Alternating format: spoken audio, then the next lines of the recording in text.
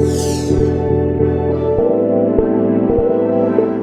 and welcome to the CIPD Central London Freelancer and Consultant series. This is the fourth and final part of our 2021 series for you guys. And we're really delighted to have Sarah Hamilton-Gill join us today to really sort of focus on a really important subject, which is the essential habits of an effective freelancer and consultant. So in the next about 30 minutes or so, what we're going to do is we're going to take Sarah through some questions. She's going to share her expertise and sort of share some wisdom. And this is all in the build-up to our big event, which is coming up Thursday, the 20th of May. And we'd love you to be there. Tickets are free and available on Eventbrite. So as I said, we're running a whole range of series for CIPD Central London. And we're in the middle of business planning for the next year.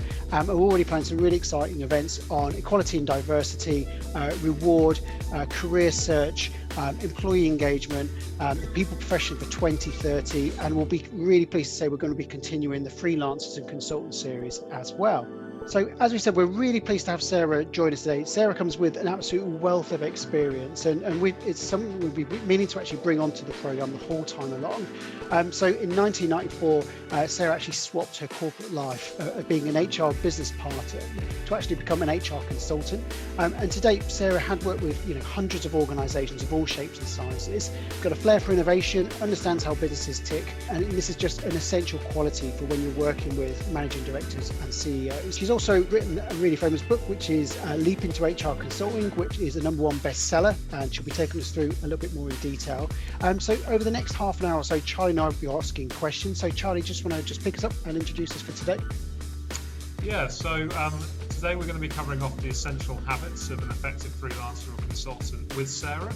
Okay, so Sarah, what for you have been some of the biggest lessons for building a successful business along the way that you pass on to clients? Thank you for that question, Charlie. I think that there's so many lessons. I mean, crikey, you mentioned earlier I've been in consulting for over 25 years, and you don't go through that journey without learning lots of things about your business and how to grow it. I think one of the things I would say to independents and businesses is that it's centric typically around you as an individual to start with. And therefore, you've got to be really precious about how you spend your time and how you look after yourself. Those two things are so important. You've only got a finite amount of time, and if you're not well, then obviously your business doesn't do well either. So, really important lessons. Brilliant. And as you said, time is really finite, and we only have Mm. so our diaries are constantly full of activities. I think people that start their own business are very action orientated anyway. Should you audit your activities? And I guess for you, what are some of the sort of the key activities that freelancers and consultants should be focusing on? I think this is really, really important. I think you've got to keep a check on what you're spending your time on. And it's really important when you start your business that you've really got to focus on growing your client base, having conversations, reaching out to people, building relationships. And a lot of people are really frightened about the word of business development. I've got to go out and sell my services to people. It's not about that. It's about connecting with people. It's about building relationships. And then obviously the end point is at some point there might be a need for your services, but getting that balance is really important for new people in consulting and anybody that's been in it a long time. Whether you're busy or not busy, you must do a big chunk of relationship building on a regular basis. What happens is people get very busy with delivering their projects, and then they think, well, everything's going along smoothly. I don't need to worry too much about business development or building relationships. And then suddenly those clients, the work ends, and before you know it, you've got this gap in terms of where your next piece of work's coming from. So consistency in doing business development is really, really important. Yeah, that's really true, isn't it? I guess with all Mm, consulting, it's that feast and famine thing, isn't yeah. it? People get so they become this because they love the work, don't they? And there's that Yes, phrase, is it exactly. ABS, anything but sales, when you look at your diary? Yes, and I would say the opposite. Every day needs to be a sales day. So in your diary, I would really highly recommend half an hour a day. It doesn't matter whether it's doing some interaction on social media or making a couple of phone calls or doing a couple of emails. You've got to keep it consistent. Are there methods that you can use to help yourself maintain that consistency. A lot of people talk these days about outsourcing. It's sort of, sort of who, not how, and all this kind of thing, and what's going on. What sort of activities do you think that perhaps HR consultants should consider outsourcing? I think there's two elements to this really. I think the first part of it is as a kind of a new person in consulting, you've just got to use your time really, really effectively. So it's very easy. If you don't put it in your diary, it's not going to happen. So it's like anything else. If you're running a project, you'd have a meeting in your diary. You have to put that time aside in your diary as an appointment to do your business development. That way it happens. So that's one element of it. So if you are doing it to start with, and not everybody can afford to outsource these things when you first kick off your business, put it in your diary, make it happen. Secondly, when you do get to the stage where you need more people on board or perhaps need some support, is find two things you can do. First is one is to automate some of the things that you can do with your social media. So use the best use of automation. And I know you've mentioned that on previous events that you've done. And once you've got the automation, then also you can outsource some of your work to people. And there's lots of people out there that can support on the marketing side. Not so much on the relationship building. You can't delegate relationship building to other people, but you can delegate the business development or the marketing side. Brilliant. And I guess the people watching this will be at all different sort of parts on the journey of automation. Mm, So I guess just to sort of yeah. help people along, what does automation look like, and what kind of platforms could people use if they sort of start from the basics? So I think had a conversation with somebody this morning that was feeling very overwhelmed about, how they feel like they have to be on social media the whole time. So you can get automation tools like Hootsuite. And what you're doing then is you're able to post social media posts across all of your platforms. So it's a much more proactive way. It's time efficient. Doesn't stop you doing the kind of the spontaneous interaction, but certainly having a scheduling tool is really important to, you know, just make it more efficient, really. Brilliant. And obviously one of those things you talked about in terms of, reaching out to engage with potential clients and existing clients as well as Mm, content. Um, yes. uh, we just have to do it, don't we? It is giving your stuff away for free, but it just builds value for people.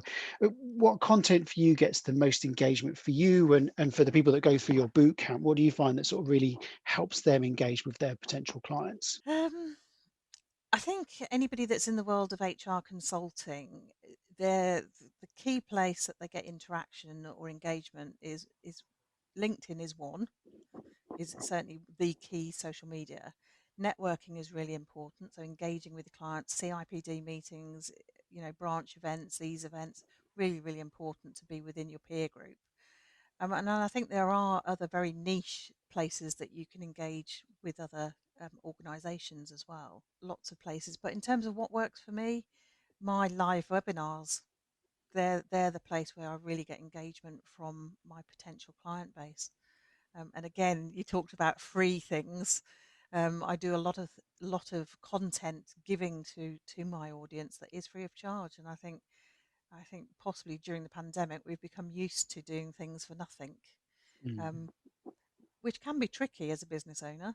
You've got to get that fine line between how much you give away and how much you charge for.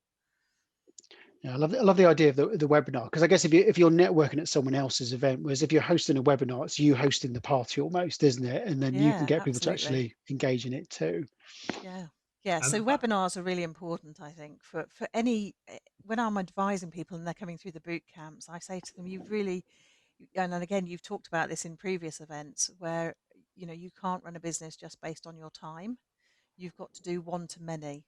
So, webinars is a way of getting in front of a lot of people in one go. and is on that note, is it then important to have processes and things in place to actually follow up on those events?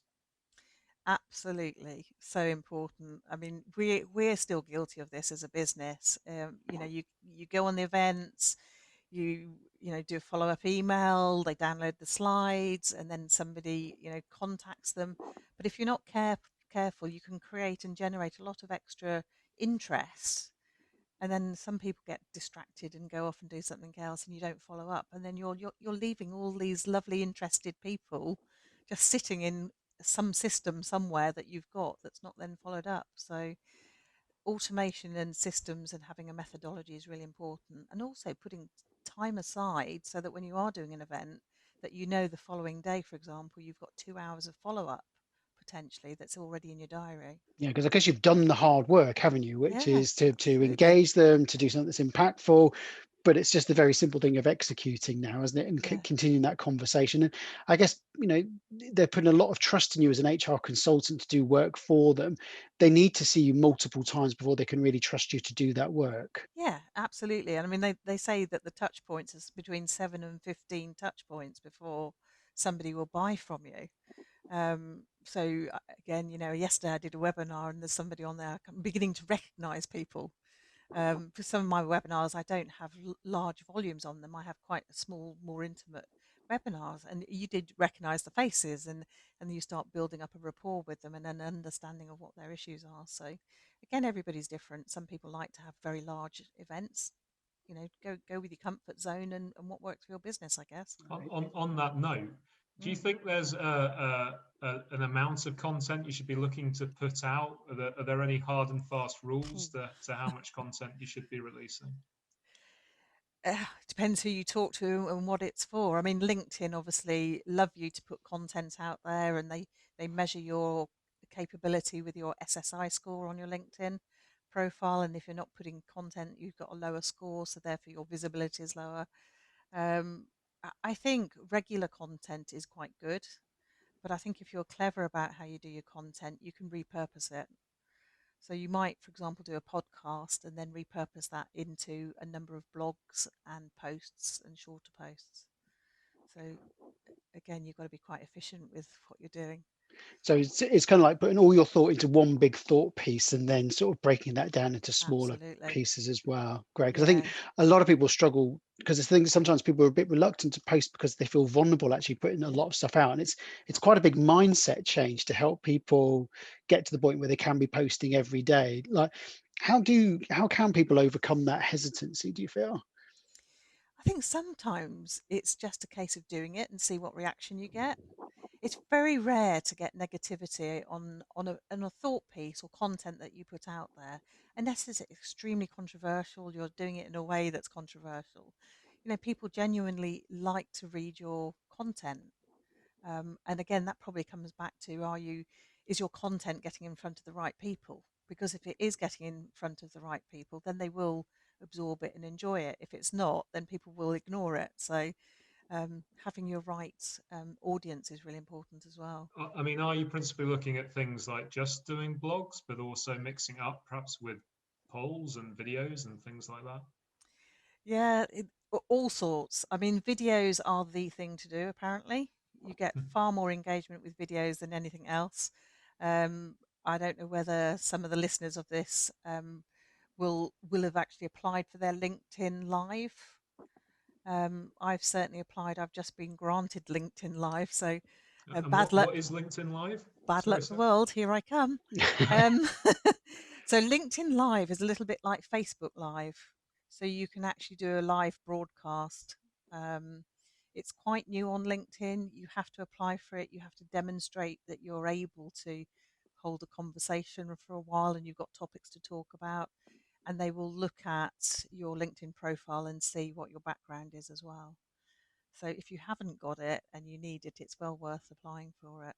Brilliant. And you mentioned in previously about the SSI on LinkedIn. Mm, Just again, just to help us break down that jargon, because again, people are at different stages. What does that yeah. mean, and how can it help people by So understanding it? it's a little bit of a secret, really. Okay. Um, it's the it's something that LinkedIn have created as part of one of their offerings, which is called the Sales Navigator, which is one of their premium services, and then SSI, which is your social selling index, gives you a score between 1 and 100 in terms of how good your profile is.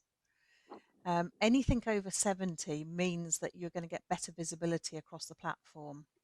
If you haven't got a high score, of course, LinkedIn won't particularly want to share your profile across its big network because it's all about engagement. And then there are some videos that you can look up in terms of how do you increase those scores and get your profile to be, you know, 75 and above, really. Right, Charlie and I both know what we're doing at the end of this video. I Or brilliantly. compare Quick scores. note to self. Yeah, it's really good to. It's a good metric to keep an eye on as well. It's keeping score, isn't it? I Yeah, guess the other thing as absolutely. well is that sometimes people measure how well they're doing by likes, but that's not Mm. always a realistic measurement of how well you're doing, is it? It's not really, and I don't measure my success on LinkedIn by likes. It's about the engagement. It's about people reaching out to you, sending messages, and also things like sharing it.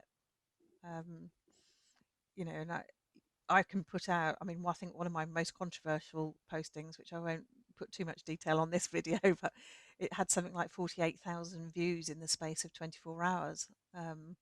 So, if you get the right audience and you get the right topic and you do it in a way that's slightly controversial, you can get some really good visibility. You equally know that if you put something out there that's not good, and it can equally go to 48,000 or more. So you do have to be a bit careful.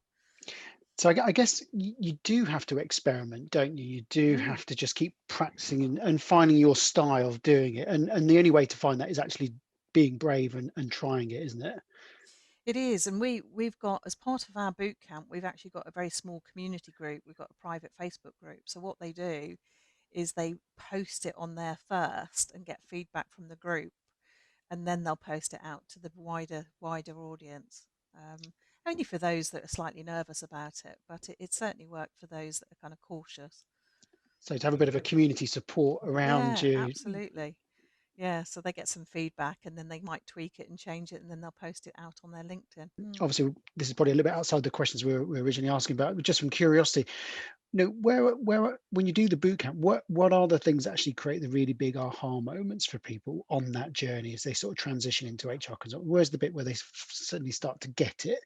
Um, Gosh, yeah, it's an interesting one because they all get it at different stages and it takes different lengths of time before the kind of suddenly got this moment.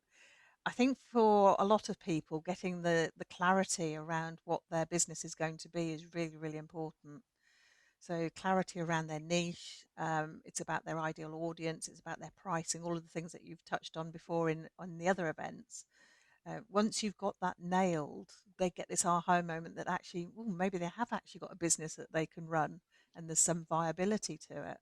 Does that always happen at once though? That clarity. I No, personally, I feel it's taken me years to get to a stage where I'm like, no. yes, this is the place. And I do say to people, don't worry if you go round this roundabout quite a few times before it actually happens. And in my view, really, I don't think you ever stay still. So you might have clarity now.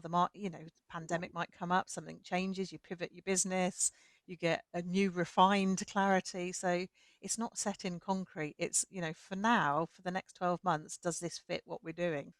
Brilliant, thank you. And obviously, we're talking about the journey as well. Um, there is that kind of thing where there's less restraints in terms of the amount of hours that you can do. Things are blurred anyway with people sort of Yeah. working from home. It is I think the sort of the metaphor I've heard described of starting your business is it's kind of pushing a rock up a hill, but you don't know where the top of the hill is. And you um don't know how heavy that rock is either. it gets heavier.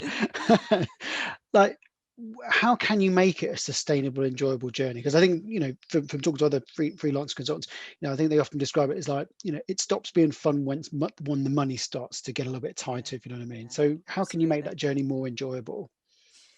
I think it depends where they are on their journey in terms of, are they still in the corporate world thinking about going into consulting, or have they actually, made that leap perhaps without some of these plans in place? So, one of the whole purposes of my program is to make sure they've got their ducks lined up before they do that, so that Mm, there's this safety net, because it does take between 3 to 6 months to really start getting the income coming in on a regular basis. Um, and I think the more planning you can do up front, the better. Really, not to the stage where you're procrastinating or you know too much detail, but there are certain things that are really useful to get sorted first. Right. And that whole sort of well-being and balance, work-life balance, Mm. how do you maintain that Hmm. for people in startup or people that are, running their businesses and they're going through the feast bit and there's Yeah. so much to be done and still doing the business development as well? So, well, that's a really interesting question because I'm probably not the best practice person on this one. I know the theory. I don't always do it myself. I do work long hours because I'm absolutely passionate about what I do and I love doing it. So it's very difficult to sometimes come away from the business. But I think the key is balance in all things. So it's balance. I mentioned earlier about business development and delivering work. And I think in terms of your own well-being, it's about the balance between looking after yourself and actually looking after your business. But the two go hand in hand. If you're not well and you're the kind of main person in the business, then of course you won't have a business if you aren't able to deliver it. Definitely. And I guess sometimes the other thing that consultants are prone to, and like I'm prone to as well, is over delivering, because it is your business and you want to do great work. Yeah, It is actually like it's understanding when is enough, isn't it? Like when is yeah. the client satisfied in terms of what you've delivered and keeping to that so you can then move on to the next task. And I think you're right. I think HR consultants are traditionally really bad at this. They want to please their clients, they want to add value. And so that extra kind of, that quick phone call or, oh, could you just have a quick look at, before you know it, there's quite a chunk of your week that actually isn't billable. Mm. So it's really been quite confident with your boundaries of what's included in the contracts that you have, what's excluded, and charging extra when people go beyond the brief that you've been given. And that kind of comes with time. Certainly, when I'm talking with newer consultants, they're less confident to do that, and they're like, "I need the experience. I'll just do it anyway." It's like, no, you won't. You need to charge for your time. But yeah, it comes with time. Definitely. Yeah. And I think it's probably a good time just to refer back to, and you'll see the banner come up in a second for Ben Johnson, who did a video on pricing, which is, Yeah, he talks about confidence in your pricing, absolutely. and pricing on value rather Yes. than time, because the clients do get so much value from it, particularly from HR services as well, because if the HR services aren't provided, the risks to them are huge, aren't they? I'm sure, unfortunately, I wasn't able to see that one, but I'm sure he mentioned that the best model is to move away from charging purely your time and then one to many model, which means that you've got more flexibility in your week as well. Is there still value though in HR consultants keeping track of their time for their own purposes? Absolutely. I The finance package I use is Zero with an X, so Hmm. it's called Zero. And as part of that package, there's a project management tracking system in there. So what I do is all the projects are set up as different clients on there, and I allocate my time to it. Um, and then at the end of the month, I'll take a view of what's in the contract, what's out. But it's also just good to see what actually you're spending your time on. You can use it for all sorts of reasons, and of course, it then invoices your clients just at a press of a button. So that's quite good. Another great hack for Yes, to I pass know. on as well. Quick That hack. take well, whatever it's true, because I think if you're moving from full-time employment, you're obviously aware of your time, but Mm, we have things like overconfidence bias, don't we? Where we underestimate how long it will take us to do absolutely. something as well. And I guess that kind of this, because we're looking at the essential disciplines, so the ability Mm. to estimate your time better and review it is so important, is because then we get better at over time and we can actually give our clients a better estimation of how much time it will take. You're absolutely spot on because what happens is you completely underestimate when you start off. A client says, how much you're going to charge for a staff handbook, and you go, oh, well, that's probably half a day. And in fact, the reality is it's 7 days worth of work. Um, but unless you track that time and you keep an idea of how long each of these projects are going to take, your estimation skills aren't that great to start with. So there's something about reviewing at the end of each engagement and just, okay, so Absolutely, was it a profitable job or not, yeah. and then moving on as well. Yeah, and perhaps not waiting to the end either, because sometimes you forget how much work you've done for that particular project. Is just keep a track of it as you're going along, so that you can kind of review, like you say, was it a profitable piece of work to do, or is there some other better way that I could run my business, or maybe there's a different product or service I could offer that's more profitable. Do you do that? Do you have sort of review points or a journal or something like that? I review things all the time in terms of the P&L, but again, things like Zero, it's really easy to do it in there. You can see, you can allocate costs to the client, you can look at your time. It's very easy to look at the analytics on it. And I would recommend anybody setting up or even in business now to make sure you do have cloud technology for your finance. Don't try and do it, don't do it the old fashioned way of Excel spreadsheets and things like that. It's not worth it. So tech is your friend. Tech is definitely your friend if you want to be efficient and profitable. Brilliant. Is an accountant a thing to get as well as a HR consultant? Right, well, that's an interesting one. As an HR consultant, you definitely need to have some level of advice before you set up the legal structure of your business.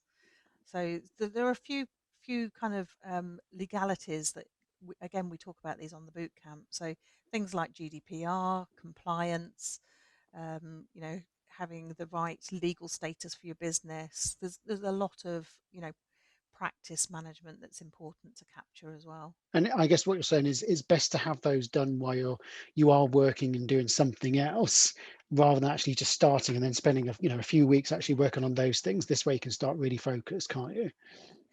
And again, everybody's different. I mean, I've had people on the boot camp that are still fully employed and they're thinking about becoming a consultant. 4 or 5 weeks into the program, they're definitely, that's it. They've made the decision. They're going to definitely hand in their notice. But they don't have to do that before they come on the boot camp. They can decide whether consulting is definitely for them. And so far, I've had nobody that said, right, actually, this isn't for me. I'm going to stay where I am. So everybody's different. Some people want to be in-house, some people want to be consultant. Brilliant. Well, Sarah, thank you so much for your time. We really appreciate it. This sets us up really, really well for our program next Thursday on the 20th of May. So it's going to be a really, really interactive program. What's going to be great is you're going to have an opportunity to actually network with fellow freelancers and consultants as well, because we think it's really important to have people to bounce ideas off and to just get the ideas out of your head and start to share it with others.